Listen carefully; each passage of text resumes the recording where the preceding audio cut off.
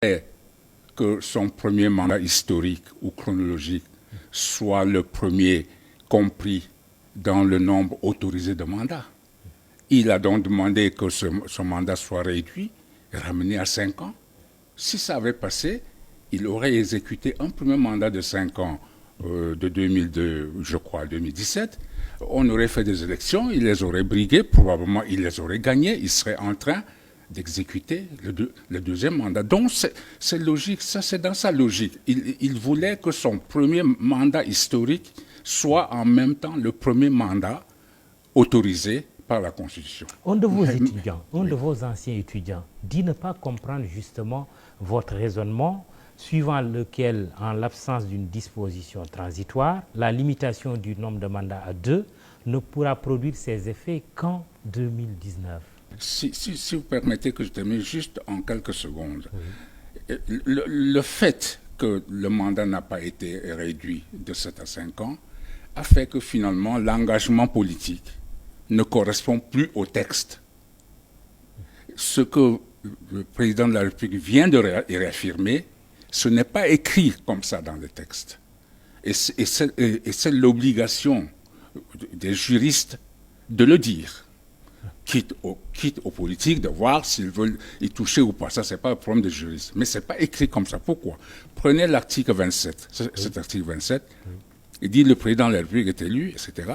La durée du mandat du président de la République est de 5 ans. Oui.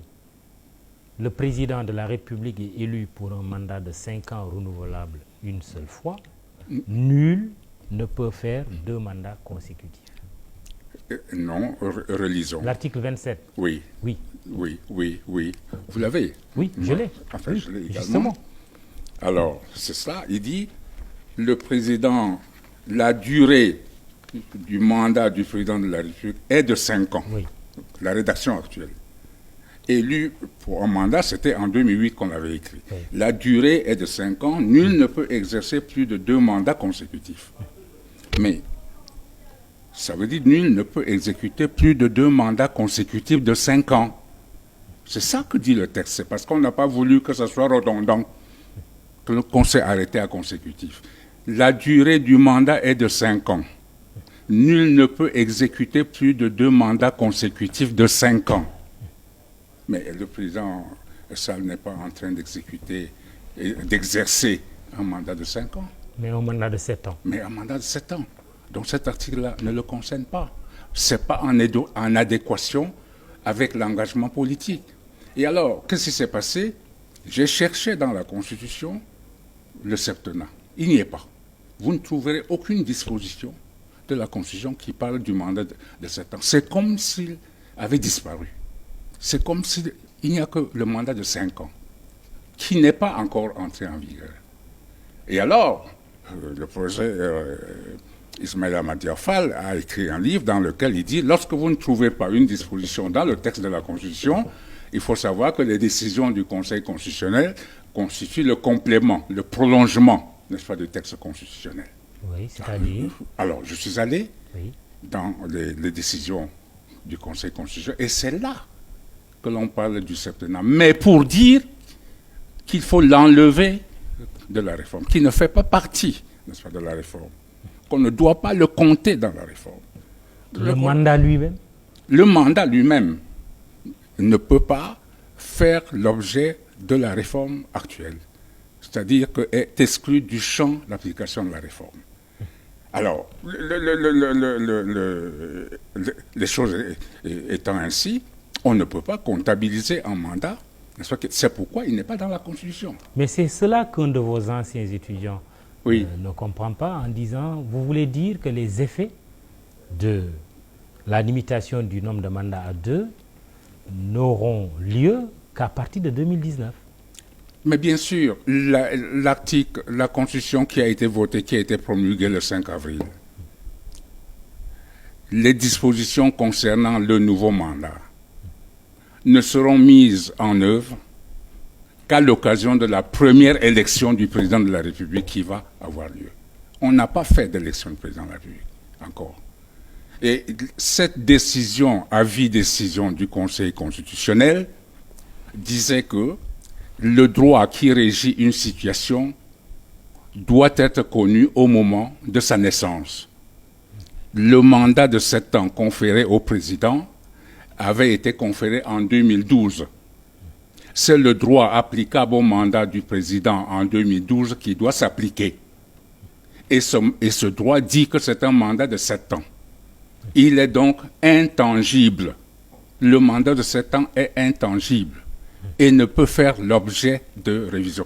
Je termine en disant que quand le gouvernement a envoyé son texte à l'Assemblée nationale, au Conseil constitutionnel, il avait prévu, ça va aller avec la disposition transitoire. Oui. Donnez-moi juste une seconde pour dire la durée du mandat du président de la République est de 5 ans. Cette disposition s'applique au mandat en cours. Nul ne peut exercer plus de 2 mandats consécutifs. Cet article ne peut faire l'objet de révision. Cette disposition s'applique au mandat en cours. Le président voulait que son septennat en cours soit ramené à 5 ans. Et il a envoyé ça au Conseil constitutionnel. Oui. Dans sa réponse, la réponse du Conseil constitutionnel, il a dit de barrer cette expression, cette disposition s'applique au mandat en cours. Donc vous voulez dire il a dit de l'enlever parce que le mandat en cours ne peut pas être comptabilisé, ne peut pas être pris en compte dans la nouvelle révision. Vous êtes en train de nous dire que c'est la décision du Conseil constitutionnel ou avis, comme le diraient d'autres, qui fait qui rend possible une éventuelle candidature en 2024 de l'actuel président de la République, s'il en manifeste l'intention. Je ne peux pas faire c'est le Conseil constitutionnel lui-même. Je ne peux pas faire des déductions comme ça. Je constate que le Conseil constitutionnel n'a pas accepté que l'on réduise le mandat de 7 à 5 ans. À partir de ce moment-là, le premier mandat chronologique, commencé en 2012, n'est plus le premier mandat de l'article 27 nouveau. C'est ça le problème. Le président voulait que son premier mandat historique soit en même temps le premier mandat parmi les mandats autorisés. Ce n'est plus le cas à partir du moment où on a enlevé ce mandat du champ d'application de la réforme. Peut-on imaginer, professeur, que le Conseil constitutionnel soit saisi ou s'autosaisisse du débat pour clarifier sa décision de février 2016? Oh, mais ce serait formidable. Ce serait extraordinaire si M. le Président de la République en décide, parce que lui seul peut, en application de l'article 92, saisir le Conseil constitutionnel. Mais attention, le Conseil constitutionnel, ce qu'il va dire, on ne va pas y toucher, on ne pourra plus y toucher. Il n'y aura même pas un débat politique de quoi que ce soit. S'il confirme que, bien qu'ayant écarté le septennat du champ d'application de la révision, on peut le comptabiliser comme l'un des 2 mandats autorisés, c'est terminé. À ce moment-là, le débat est clos. Comme on a coutume de le dire ici. À ce moment-là, c'est clos. L'engagement politique coïncidera avec le droit. Mais c'est dit, écoutez, je vous ai dit en 2016 que le septennat est hors du champ d'application de la réforme. Et je vous ai dit de l'enlever parce qu'on ne peut pas le comptabiliser. On ne peut pas prendre un mandat. L'article 27 n'a pas dit le président de la République exerce un mandat de 7 ans et ensuite un mandat de 5 ans. Il a dit qu'il exerce un mandat de 5 ans, nul ne fait 2 mandats consécutifs de 5 ans. Alors, mais s'il le dit, le débat est aussi clos dans l'autre sens, c'est-à-dire dans le sens que une éventuelle candidature du président serait recevable.